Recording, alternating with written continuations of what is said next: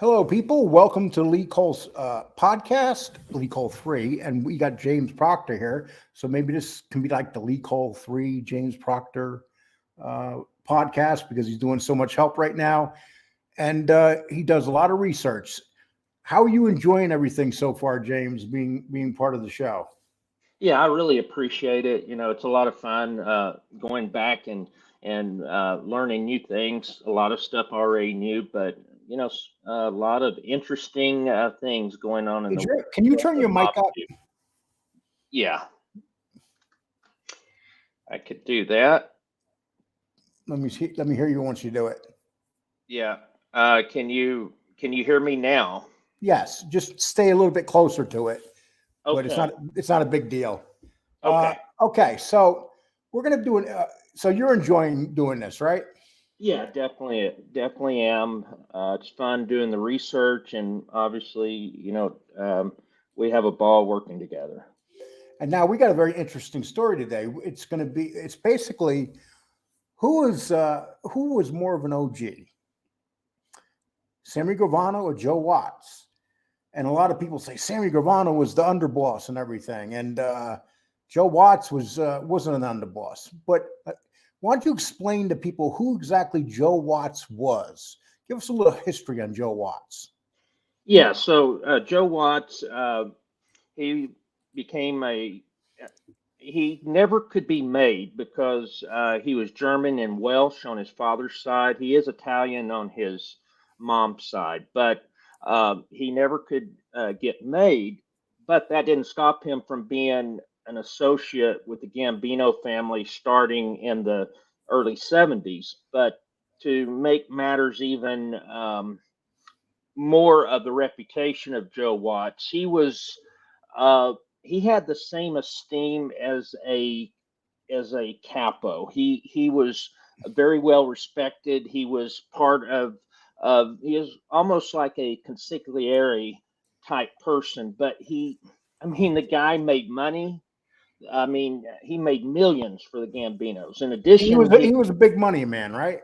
he was, but he was also a gangster. He was a feared assassin that was the one that the Gambinos could depend on to do hits. It didn't And matter if it was so, Gambino himself, Paul, or John Gotti. so they say, okay, Sammy Gravano says, okay, he was involved with 19 murders, 21 murders. Hmm. Uh, Sammy says he pulled the trigger once or twice. How many Yeah, times did they say Joe Watts pulled the trigger? yeah, pretty much every time. So he's been. Most people believe that he had about 30 notches in his belt. There's at least 11 that have been confirmed for him, and just about every case, he's the one that pulled the trigger. He planned the hit. He pulled the trigger. He did it all. And he was very well respected in the Irish community too, uh, with the Irish part of the mob, wasn't he? Yeah, definitely. So. In fact, after Roy DeMeo was the one that established that relationship or the liaison between Big Paul and the Westies, and then we know what happened to DeMeo, and then later when um, John Gotti becomes boss, then one of the things that he does is he makes Joe Watts the liaison with the Westies. And Watts was pretty much with the Gambinos before Sammy came along, wasn't he? Yeah, definitely. He was there at least from the mid 70s. He was around with I said three of the administrations. And so when he was younger, he got in a little bit of trouble with another mobster who was very powerful and was very crazy. Hmm. Uh, and why don't you tell us about that? Yeah, so and this story really tells you how important or the type of reputation that Joe Watts had. So So as I said, and this is going to be in 1979. So he's a big time loan shark. He's an enforcer. He's working for Paul Castellano at the time. Um, anyway, he's there at Joey Palumbo's place on Staten Island's Midland Avenue, Right. and so there's a Bonanno crime family soldier named Jerry Chile, and And so just so we know, Jerry Chile was a killer. He was a tough guy. He was no punk. oh yeah, yeah. I mean he had a reputation himself. He's someone that you did not want to mess with. He was a scary guy. So the thing was that you know. Uh, Jerry was here at this place on Staten Island, and so was Joe Watts. And so apparently, Chile got drunk, started verbally abusing Joe Watts. And so Joe Watts was pissed. He wanted Jerry Chile dead. And so, he was ready to kill him right So there. here you got a guy that you got Watts, who's not made. Right. He wants Chili. He wants Chili dead. Yes. And so, does he go and ask for permission to get him killed? Yes, he does. So yeah, he was like I said, he was going to kill him right then. And he thought better of it. He took the proper route.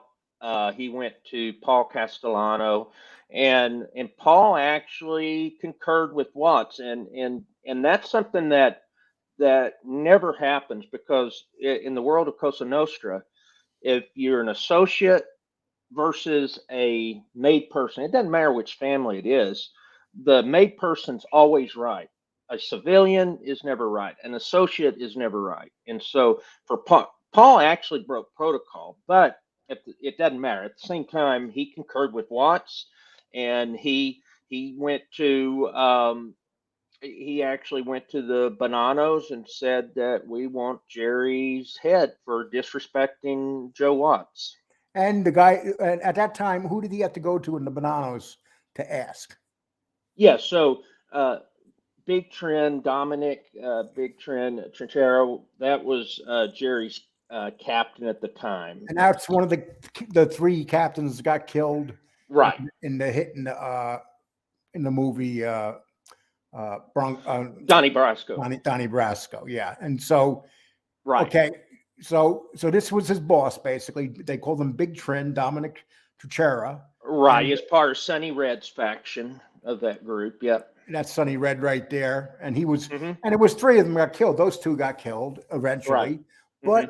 But to give Big Trend his credit, he said, "No, I'll shelve him." Didn't he basically say that? Yeah, he did. And so it was actually, they brought in Sonny Red on this. So Sonny Red actually knew Paul, a little bit better than Big Trend. So Sonny Red went to bat for him. He saved his life. And so what Sonny Red told Paul was, we're not killing him. And And you got so and they brought Neil Delacroce was involved too in this sit down. and So here it you was a got the big guy deal. who's not even Italian having these hardcore hitters backing him Mhm. because he's putting a lot of money in their pocket, pretty much. Yes, exactly. They're not going to kill their money machine. No, not at all. And so, Neil Delacroce got involved, and then, Paul wanted the guy dead. So Neil kind of got involved, Sonny Red and Big Trend. They said, well, we'll just shelve the guy. So that's what they did. Now, when after that, Joe Watts became even more powerful, didn't he? Yeah, he did. He became more powerful. He continued through the administration of Paul, and then was actually a big part of the hit where John Gotti took over. Yeah, and it just goes to show you, like I said, what Paul Castellano is to take over a made man to take Mhm. his guy. That says a lot. Yeah. And Joe Watts, he was also involved in the Paul Castellano hit, wasn't he? A guy that loved him. Yeah. He, Mhm. he knew which way this whole battle was going, and the guys in the street wanted Big Paul out of the way.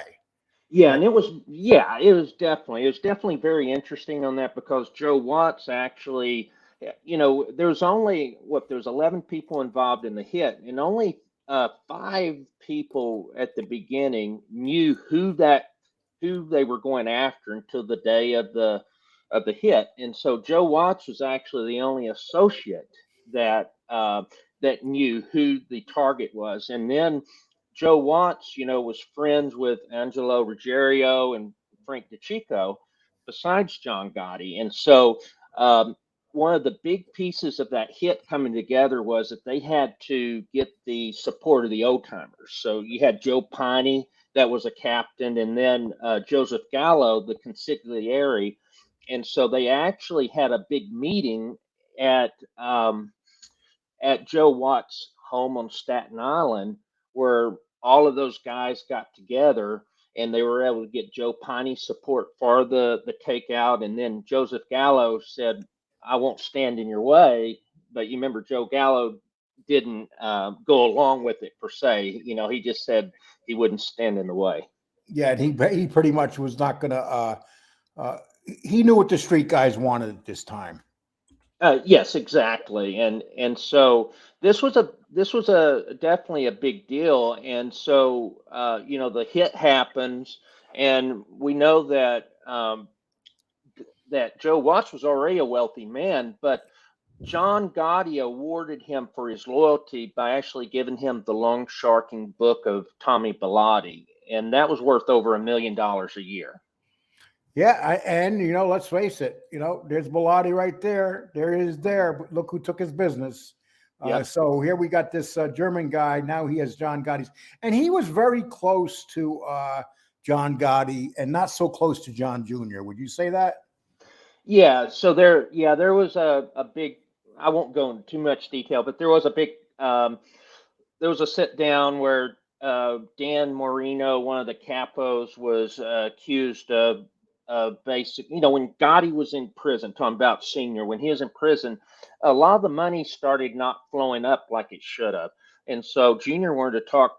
So allegedly, Junior wanted to talk to Marino, and ended up there was a couple of gunmen allegedly at this house, and so Joe Watts comes in with Marino and talks to Junior and says, "Hey, this is too far. John Guy told me to be in charge of this business, and we don't want to go to that extreme." Is basically what happened. So Joe Watts actually kind of talked Junior down, and some people feel that Junior felt that Watts was talking down to him, but nothing ever happened to Watts over that. And the reality is, if Joe Watts wasn't so close to John Sr., he wouldn't have done that.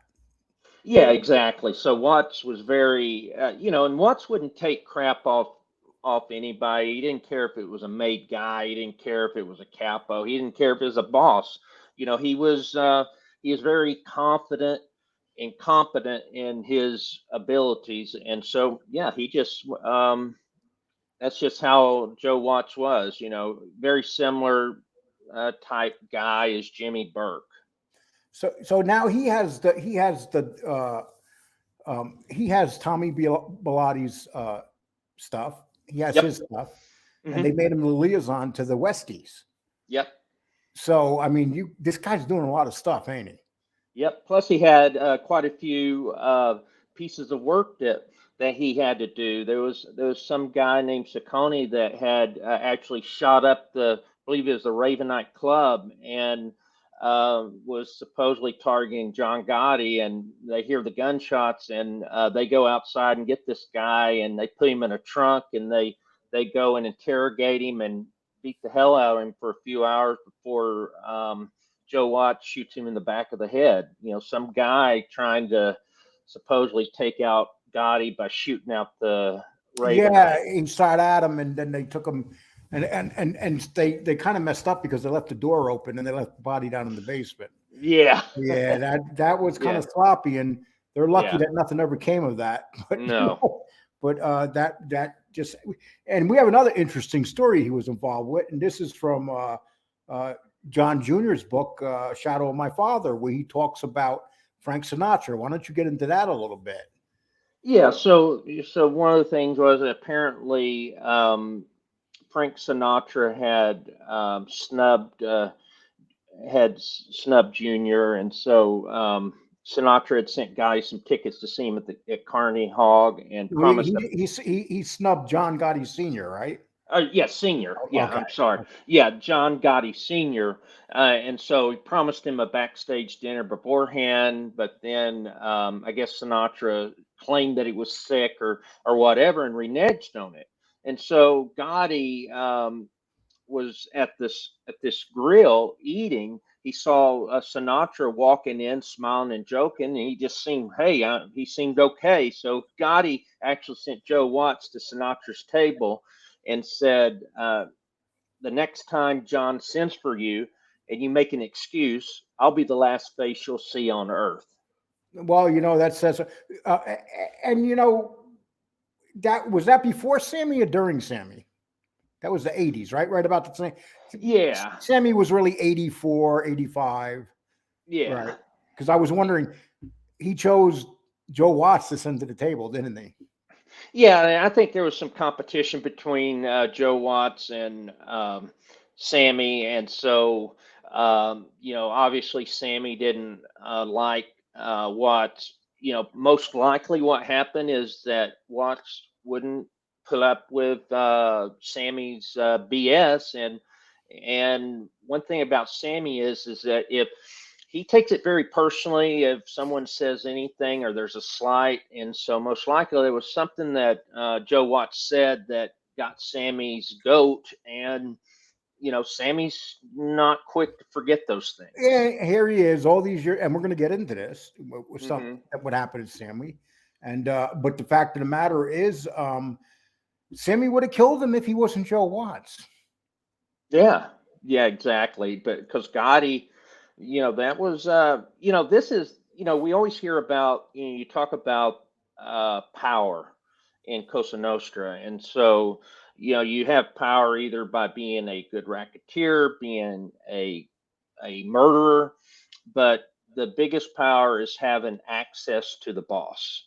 And so Joe Watts, didn't matter that he was German, he could never be made. He had access to John Gotti, and that legitimized his power.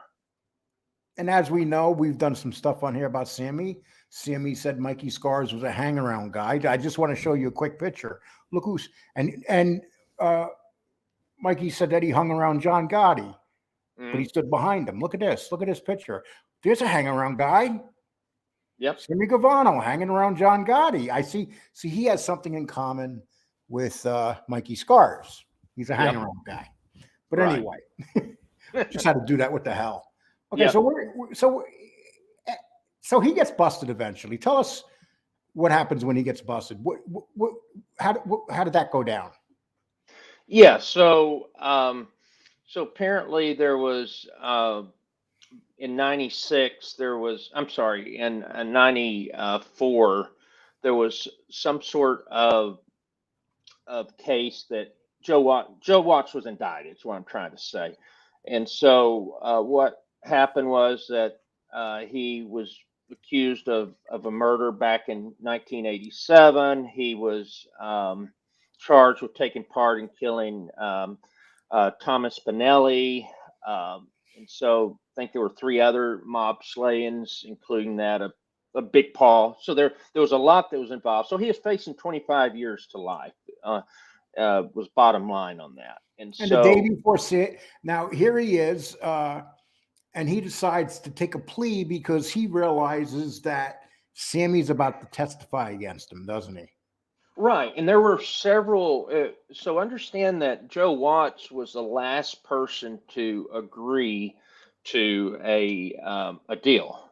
The basically pleading the case. There were several people that were involved in this case, and so Watts was the last one. And so this happened day before the for the trial was to start. That they came up with an agreement. And so then Sammy started making a fuss. Jerry Capisci comes out and says that the rumor going around is that Joe Watts was going to become a rat and decided not to at the last minute. Right. Yeah. So explain that to us.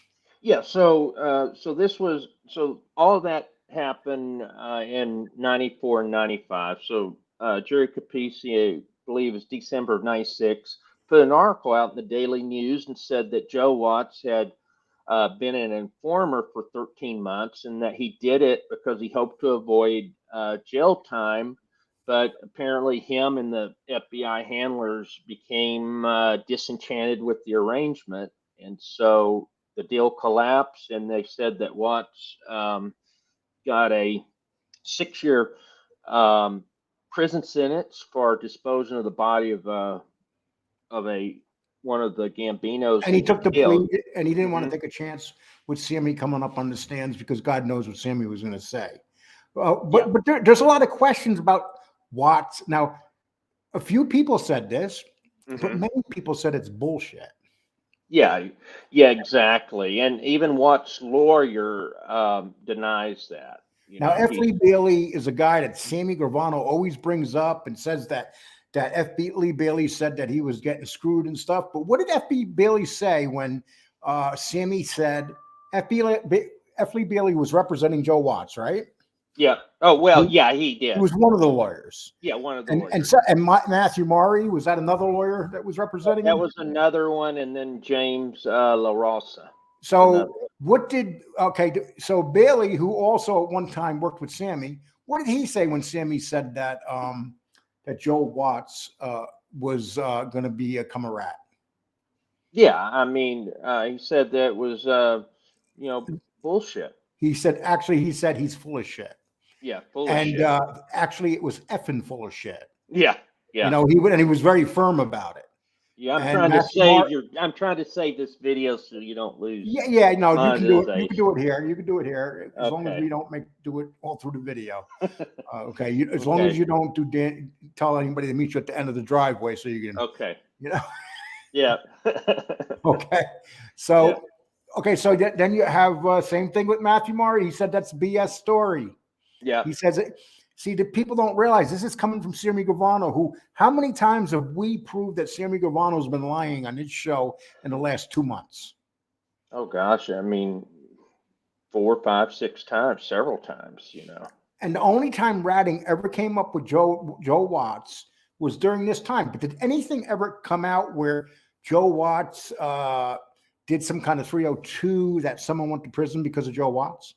No, there's no 302s. The only people, there's only the one article with Gangland that Capisi put it out there. I assume he got it from Sammy. He didn't reveal the source, obviously, but that's the only person. There's no one out there that, will back that up.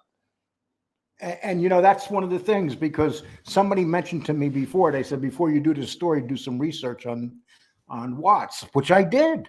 Mm-hmm. And when Sammy Gravano's the one talking about you, and we know one thing: rats love to make other people into rats. Yep. And that's what they do. They like to accuse everybody of being a rat but themselves.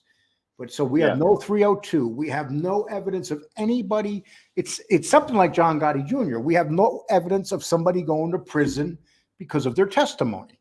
Yeah, exactly. And Matthew Murray is an attorney. He's got a great podcast right now. I believe something on Mulberry Street. Yes. Louis League, real good.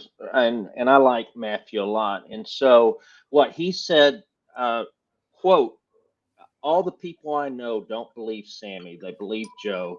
They say Joe is not a rat and never was a rat, and that's my unequivocal belief. I don't believe Sammy the Bull. He's a major league manipulator who's manipulated the underworld, the government. Now he's manipulating everyone in social media, and Joe Watts is walking around with his head up high. And Big Tough Sammy saying that the reason that he took the plea the day before is because he was going to come to the stand, and Sammy yelled at the FBI and said to the FBI, "F you guys, I'm going to get up there and tell everybody he's a rat." And so that's what Sammy said. But that's Sammy. So Sammy's trying to say that he told his handlers to go F himself, that he's going to do what he wants. This. And how many times have we heard this? Yeah. It's, and listen, people, I want you to do me a favor. Underneath this when you leave something in the message board. Tell us how you feel. If you guys have heard something else on Watts, put it down there. Let us know about it. Okay, but I don't want people to just say, "Oh, well, we heard." No, you heard. Show evidence. Show proof. And see, this is what the feds love to do. They love to turn people into rats, especially the people that they cannot put away for a long time. Right. And they've talked to the feds, they actually, and so this, like I said, 1996 was the original article. And then in 2021, that's when Sammy did his podcast and doubled down that Watts was a rat. Plus, he's saying that when Watts is in prison, that he's paying people to protect him. That was the other thing. Right. Okay. Yeah, they said the same thing about John Gotti. Yeah. This is what they love to say. Yeah, but none of these people, before the feds would not, in 96, the feds would have no comment because, Gravano was still, this was before he went to prison for the Exodus thing. And so he was, so what's happened now in 2021, those same people deny it. So talking about the handlers for Sammy, anyone involved in the federal case, U.S. Attorney Zachary Carter, different people, they all said it's not true about And Joe here's Watts. another thing that we got to remember too. See, here's why Joe Watts got lucky because of Sammy, because when he took the plea, they offered him a better deal because they knew that if Watts didn't take the plea, he would go into court and Sammy would be on the stand. And guess who would cross-examine Sammy and possibly rip everything apart, including other stuff that he's testified on? It was F. Lee Bailey that was, and as we know, back in those days, F. Lee Bailey was a phenomenal lawyer. He was going to question Sammy about everything. And that was about the time of the thing with O.J. Simpson, and so they did not want they really didn't want him taking the stand or cross-examining Gravano. They didn't want F. Lee Bailey cross-examining Gravano. And then you take Matthew Murray, a lawyer. Here's exactly what he said. Attorney Matthew Murray, who has known Joe Watts for more than 50 years, says he thinks Gangland had it wrong in the 1996 story and has even a stronger negative vibe about Gravano's claim. All the people I know, said Murray, don't believe Sammy. They believe Joe. They say Joe was not a rat and never was a rat. And that's the unequivocal belief. I don't believe Sammy the Bull. He's a major league manipulator who's manipulated the underworld, the government, and now he's manipulating everybody in social media. And Joe Watts is walking around with his head up high. Where is Joe Watts? Joe Watts is out of prison, right? Yeah, he's down in Sarasota, Florida. He has a place down there. Okay, so he landed on his feet. He did his time, Sammy. He did his time, Sammy, for charges that had to do with being a mobster. Yep. Sammy didn't. And now you got all these people that say Sammy's a liar. Yeah. Who backs Sammy? Jerry Capisci and another writer from another newspaper. Two writers. Yeah. Mm-hmm. Two writers, and they can put it in the media. They can make anybody believe what they want. But you have lawyers, and you can say whatever you want. But Matthew Murray is a great lawyer. He has a great reputation. Yes. Mikey Scars says it's BS. So you got, and Mikey Scars was there. He was there with Joe Watts. Yeah. And Mikey Scars was part of the program. He was an informant, and he's sticking up for Mikey Scars. Right. So we're going to close this video out. Wow. But closing this video out, would you say that Sammy's full of crap and Joe Watts is holding his head up high and out of prison and doing his thing?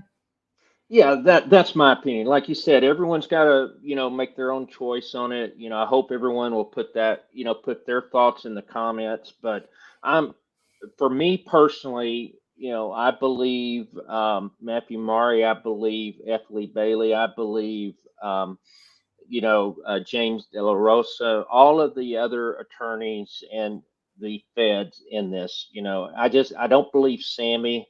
Believe it's another tall tale that he's having, because he uses this platform, one, to improve his standing, to rewrite And get history, revenge. and then two is to get revenge. Who's his main revenge? John Gotti, John Jr., Watts, Mikey Scars. I Yeah, mean, these are guys that were around him back in that life. yeah, exactly. And he has a beef with them, and so he uses social media to go after these guys all the time, and he can put whatever he wants out there. And it's people like you and me and people that have these shows that got to say, no, Sammy, that's not the way it is. No. Yeah. Okay. And also, people, underneath it says hit the like button and subscribe. If you have not subscribed, please subscribe, because we get a lot of people here to watch these videos and have not subscribed, like 50-50. Hit the like button. And if you're in a really, really good mood, I'm going to tell you what, you can give me money. Here's my Cash App right there and my PayPal if you think we earned it. Okay. You can donate to the show, or you can hit the little heart there and send something. And if you don't, we don't care. Just make sure you do the other things. Yeah. So are you happy with the story we just laid out there? Yeah, I really am. I am also happy. I like seeing the comments that we're getting. I'm noticing a lot of people that that seem like they were here maybe a year or so ago. I'm starting to see them put They're coming comments. back. Yes. Yeah, yeah, that's cool stuff. I see quite a few of them. And like today, after we did LaVecchia, a lot of people don't like him. They disagree with him, but they like the idea that we interviewed him. He came on. He was a gentleman. Yeah. And people like that. Sure. But people, I like to tell you one thing. This right here is a real gangster.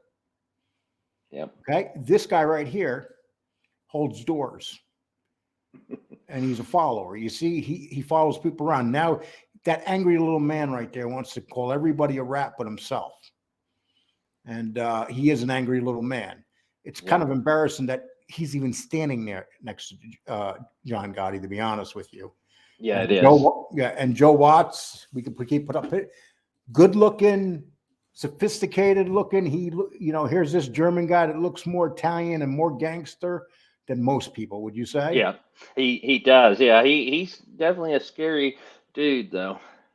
And that's the kind of guy that, you don't see him coming when he's looking for you, because he's just an average looking dude. Yeah, exactly. But, I want to thank you for doing this with me, James. And we'll thank you. We'll put this out tomorrow, and then I'm looking forward to it. Yeah. And I hope that people like it. Yep. Thanks a lot. Okay. Well, everybody, like I said, please hit that like button, subscribe, and thank you very much. Take care.